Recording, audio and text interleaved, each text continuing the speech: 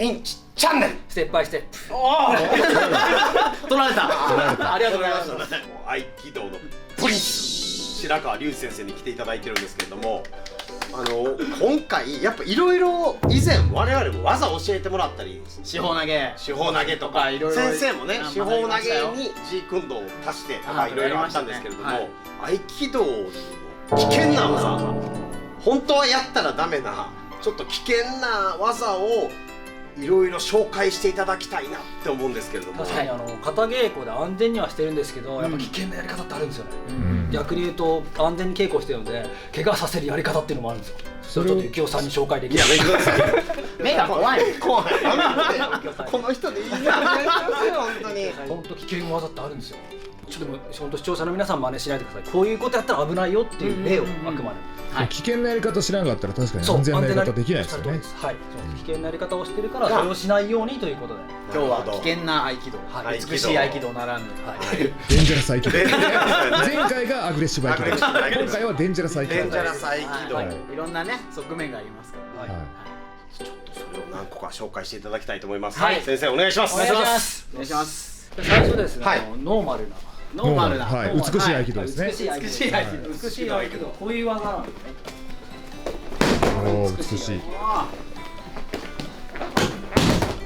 美しい。っていう技なんですね。これは技の名前は天秤投げと。天秤投げ。はい。で技の構造的にはですね。はい。天秤でほらこうなってる。重りと重りでここ中心で天秤で。そうなんですよ。それもでもグイッといったら。そうなんです。これも本当はここでパーンと壊すんです。この瞬間でパッてやって投げちゃうんですけど、でも今実は肘じゃなくて二の腕の方に安全に、美しい合気道は二の腕の方にやって怪我させてなかったんですね。投げるときに手を返すと前に行くだけなので体重移動だけしか使ってなかったんですよ。ちょっとゆきおさんやれば分かると。いやいや、待ってください。受けとけ。それでもゆきおさん壊さないで。不良じゃないですよ。おいブラザー。ブラザーちゃう。ブラザ絶対血は違う。ー。違う。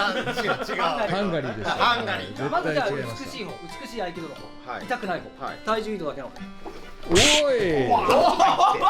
ない。俺全然やれなかったよ。いやでもやっぱ怪我はしない。しないですよ。そう。それは今本当に。はい、本当にこう今体重移動だけなので。バカ。2回目は説明しなさい。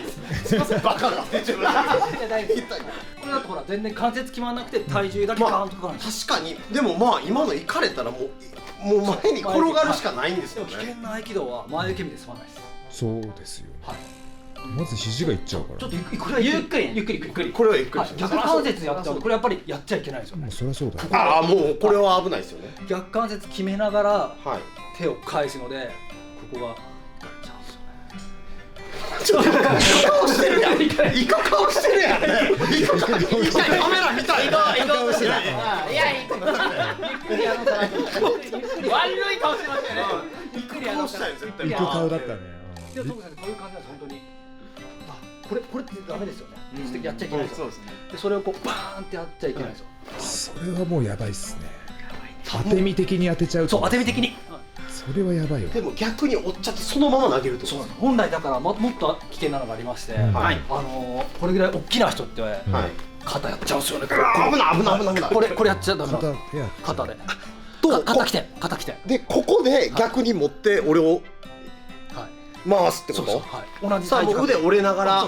これ本来はでもこれぐらい危険な技なんですよ。揉み合いとかの中でここバキタイってやっちゃうんですよ。結構深く入る。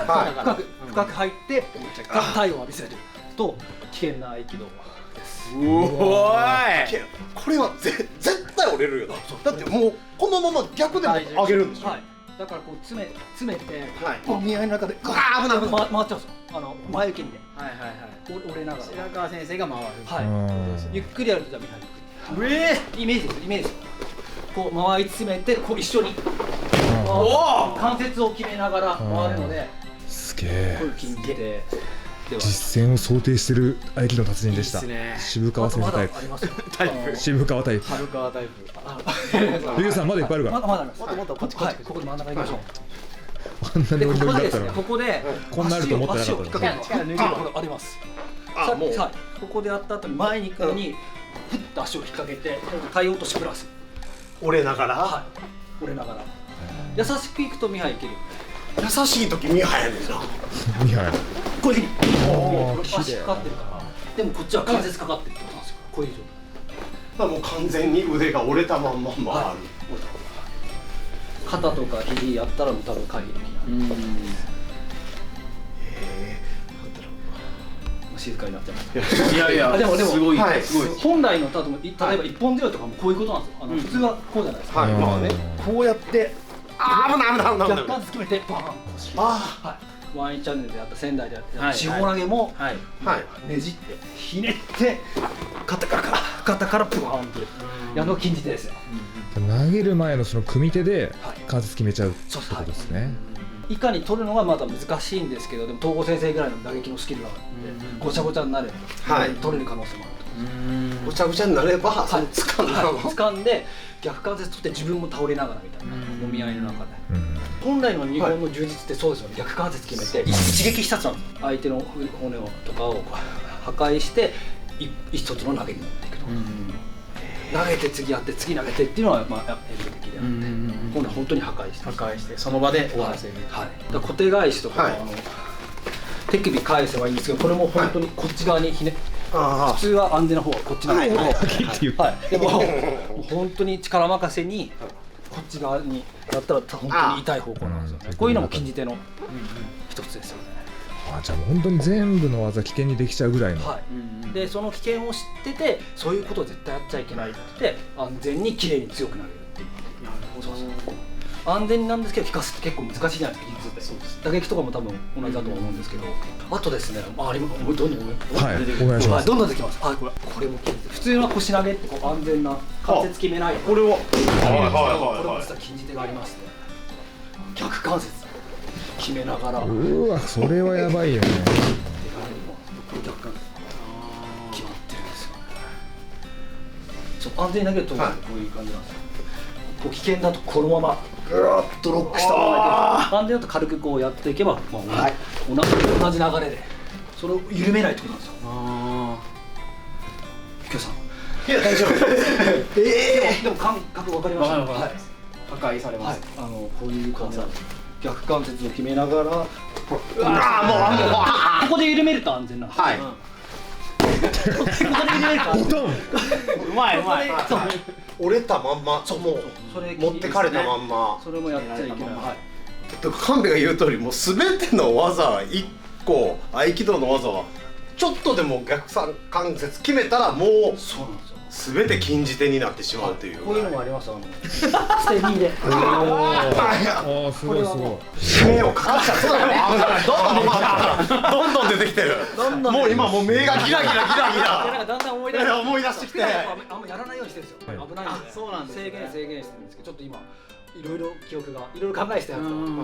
それはやっぱり昔に絶対やったらいけないっていうことで学んで。いや、私がちょっといろいろ研究して、はい。でこういう技もあるけど、それを安全に稽古で落とし込むっていうずっと練習してたんですよ。道場で。はい。危険な技を安全に稽古できるように技に紹介していくっていう稽古をしてたんですよ。一撃必殺まみれやな。あんなん掴み合いの時に。そう逆関節の投げってダメですよね。本当に危ないですよ。そうですね。揉み合いの中で。で自分も一緒に。もちろん自分も綺麗に投げなくてもこう関節を壊しながら捨て身で投げると。はい瞬間のそう瞬間なんですよね。瞬間なので止められないですよ。なんかイメージだと合気道ってね、怪我させないとか安全なとか戦わないですけど、考え方変えるだけでこんなに危険な。そうそう、美しさの裏にはやっぱこういうもう本当緻密な技があるんですよね。怪我をさせない緻密な技術があるんですよ。恐ろしいですね。